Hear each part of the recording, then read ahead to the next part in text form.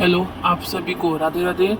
अब हम कहानी दूसरा शुरू करने जा रहे हैं, जो कि कहानी का नाम है क्या निराश हुआ जाए। चलिए। मेरा मन कभी कभी बैठ जाता है। समाचार पत्रों में ठगी, डकैती, चोरी, तस्करी और भ्रष्टाचारों के समाचार भरे रहते हैं। प्रतिरूप का कुछ ऐसा वातावरण बन गया है कि लगता है देश में कोई ईमानदार आदमी ही नहीं रह गया है। हर व्यक्ति संदेह की दृष्टि से देखा जा रहा है। जो जितने ही ऊंचे पद पर है, उनमें उतने ही अधिक दोष दिखाई जाते हैं। एक बहुत बड़े आदमी ने मुझसे एक बार कहा था, इस समय सुखी वही हो जो कुछ नहीं करता है। जो कुछ भी करेगा उसमें लोग दोष खोजने लगेंगे, इसके सारे गुण भुला दे जाएगा और दोषों का बड़ा चढ़ाकर दिखाने जाने लगेंगे। दोष किस में नहीं होते, यही कारण है कि हर आदमी दोषी अधिक दिख रहा है, गुणी कम या बिल्कुल ही नहीं। स्थिति अगर ऐसी है तो निश्चय ही चिंता का विषय है। क्या यही भारतवर्ष है जिसका सपना तिलक और गांधी ने देखा है? रविंद्रनाथ टैगोर और मदन मोहन मालवीय का महासंस्कृति सभ्य भारतवर्ष किस अतीत के ग्रह में डूब गया है? आर्य और रविंद्र, हिंदू और मुसलमान, यूरोपीय और भारतीय आदर्शों की मिलन भूमि मानो महासमुद्र, क्या सुख ही गया। मेरा मन कहता है ऐसा हो नहीं सकता। हमारी महान मनुष्यों के सपनों का भारत है और रहेगा। यह सही है कि इन दिनों कुछ ऐसा माहौल बना जो ईमानदारी से मेहनत करके जीविका चलाने वाले निराहों भोले भोले श्रमजीवियों को पीस रहे हैं और झूठ तथा फरेब के रोजगार करने वाले फल फूल रहे हैं। ईमानदारी की मूर्खता पराया समझा जाने लगा है। सच्चाई केवल भीरू और बेबस लोगों के लिए हिस्से में पड़ी है। ऐसी स्थिति में जीवन के महान मूल्यों के बारे में लोगों की आस्था ही हिलने लगी है। भारतवर्ष ने कभी भी भौतिक वस्तुओं के संग्रह को बहुत अधिक महत्व नहीं दिया है। उसकी दृष्टियों से मनुष्य के भीतर जो महान अतिरिक्त गुण स्थिर भावों में से बैठा हुआ है, वही चरम और परम है।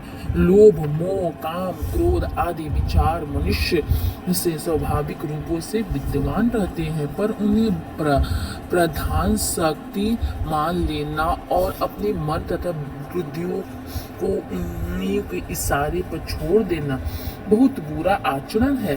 भारतवर्ष में भी कभी भी उन्हें उचित नहीं माना। उन्हें सदा स्वयं ही बंधन में बांध कर रखने का प्रयत्न किया है, परंतु मूर्ख की उपेक्षा नहीं की जा सकती है। बीमार के लिए दवा की अपेक्षा नहीं की जा सकती है। गुमराह को ठीक रास्ते पर ले जाने के लिए उपेक्षा नहीं कर सकते हैं। यही है कि देश की कोटि कोटि दरिद्र जनों की हीन अवस्थाओं को दूर करने के लिए ऐसा अनेक कायदे कानून बनाए गए हैं जो कृषि, उद्योग, वाणिज्य, शिक्षा और स्वास्थ्य के लिए स्थिति से अधिक उन्नत और सुचारू बनाने के लिए लक्ष्य से प्रतीत है। परंतु जिन लोगों ने इन कार्यों में लगना है, उनका मन सब समय पवित्र नहीं होता। प्राय वे ही लक्ष्य को भूल जाते हैं और मन ही मन सुख सुविधा की ओर ज्यादा ध्यान देने लगते हैं। भारतवर्ष सदा कानून के धर्म के रूप में दिखता रहा है। आज एक कानून और धर्म के अंतर कर दिया गया है। धर्म को धोखा नहीं दिया जा सकता है, कानून को दिया जा सकता है। यही कारण है कि जो लोग धर्मवीर और कानून की उपयोग से लाभ उठाने के संकोच नहीं करते। इस बात के पर्याप्त प्रमाण खोजे जा सकते हैं कि समाज के ऊपरी वर्ग के चाहे जो भी होता रहा हो, भीतर ही भीतर भारतवर्ष अब भी यह अनुभव कर रहा है कि धर्म कानून से बड़ी चीज है, और वे सेवा, ईमानदारी और सच्चाई, आध्यात्मिकता के मूल्य बने हुए। वे दबे अवश्य गए हैं, लेकिन नष्ट नहीं हुए हैं। आज भी वह मनुष्य से प्रेम करते हैं, महिलाओं का सम्मान करता है, झूठ और चोरी को गलत समझता है, दूसरे को पीड़ा पहुंचाने के लिए पाप समझता है, और हर आदमी अपने व्यक्तिगत के जीवन में इस बात का अनुभव करता है कि समाचार पत्रों में जो भ्रष्टाचार के प्रति इतना आक्रोश है, वह यही साबित करता है कि हम ऐसी चीज को गलत समझते हैं समाज में उन तत्वों की प्रतिष्ठा कम करना चाहते हैं जो गलत तरीके से धन और मान का संग्रह करते हैं। दोषों का पर्दाफाश करना बुरी बात नहीं है। बुराई का यह मालूम होती है कि उनकी आचरण की गलत के पक्ष के उद्घाटियों करने में करके उसमें रस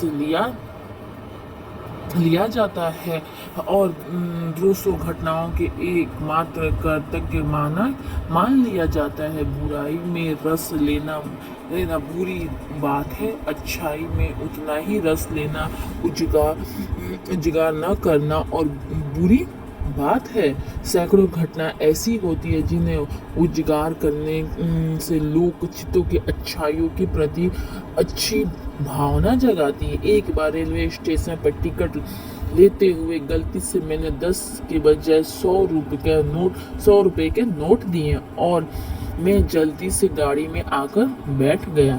थोड़ी देर में टिकट बाबू उन दिनों के सैकड़ों क्लास से डिब्बे में हर आदमी का चेहरा पहचानते हुए उपस्थित हुए। उसने मुझे पहचान लिया और बड़ी मित्रता से मेरे साथ हाथ में 9 रुपए दिए और बोला, यह बहुत गलती हो गई थी। आप भी नहीं देखा, मैंने भी नहीं देखा। उसके चेहरे पर वित्त संतोष की गरिमा थी। मैं चकित रह गया। कैसे कहूँ कि दुनिया से सच्चाई और ईमानदारी लुप्त हो गए। वैसे अनेक अविशिष्ट घटनाएं भी हुई है, परंतु यह एक घटना टंगी और वाचनाओं के अनेक घटनाओं से अधिक शक्तिशाली है। एक बार मैं बस में यात्रा कर रहा था। मेरे साथ मेरी पत्नी और 3 बच्चे भी थे। बस में कुछ खराबी थी, रुक कर चलती थी। गिरते से कोई 8 किलोमीटर पहले ही एक निर्जन सुनसान स्थान में बस ने जवाब दे दिया। रात के कई 10 बजे होंगे। बस में यात्री घबरा गए। कंडक्टर उतर गया और एक साइकिल लेकर चलता बना।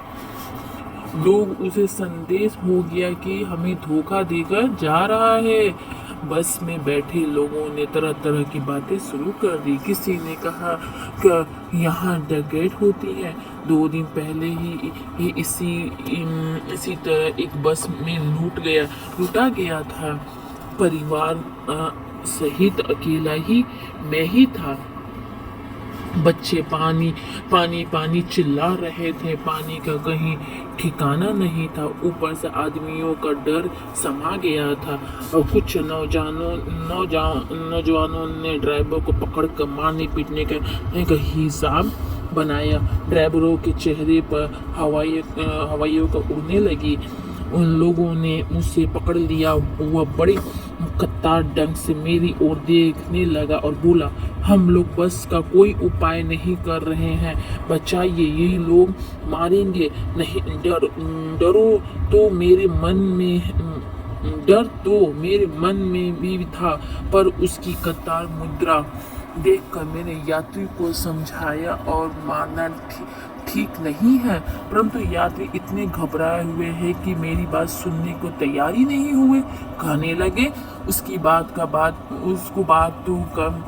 उसकी बातों पर मत ध्यान लगाओ, धोखा देने वाला है। कंडक्टर को पहले ही डाकू के यहाँ भेज दिया गया है। मैं भी बहुत भयभीत था, पर ड्राइवर को किसी तरह मारपीट से बचाया। 1.5-2 घंटे के बाद बीत गए। मेरे बच्चे भोजन और पानी के लिए व्याकुल थे। मेरी और पत्नियों की हालत बुरी थी। लोगों ने ड्राइवर को मारा तो नहीं, पर उसे बस से उतार कर एक जगह घेर कर रखा। कोई भी दुर्घटना होती तो पहले ड्राइवर को समाप्त कर देना। उन्हें उचित जान पड़ा। मेरे गिड़गिड़ाने पर कोई विशेष असर नहीं पड़ा। उसी समय क्या देखता हूँ कि एक खाली बस जा रही है और उस ऊपर हमारा उस कंडक्टर भी बैठा हुआ है। उसने आते ही कहा कि आधे से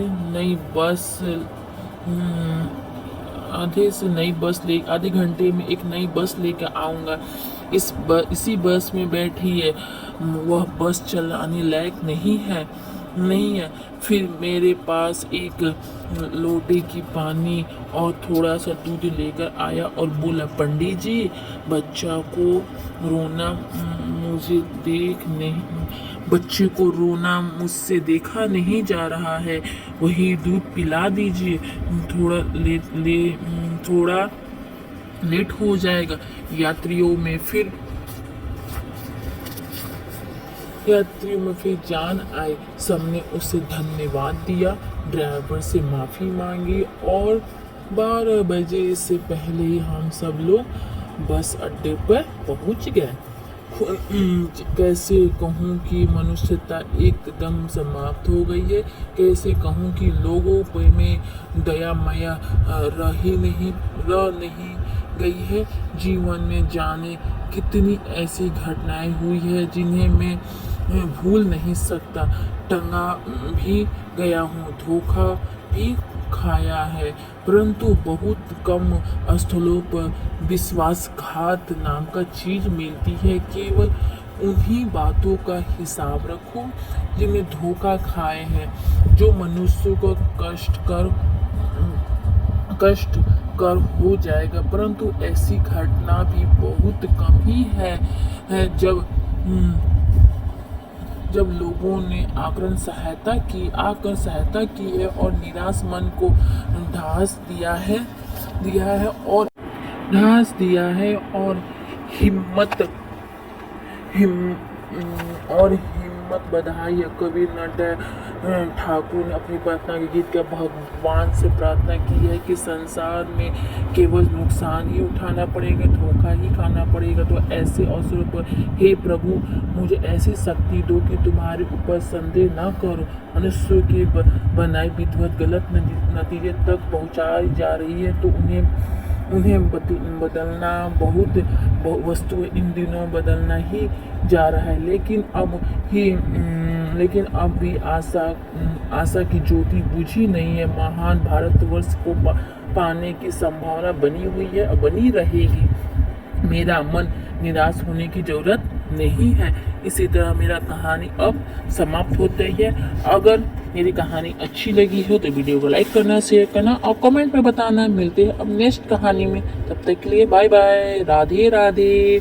कहानी का क्या नाम है हमको कमेंट में बताइएगा।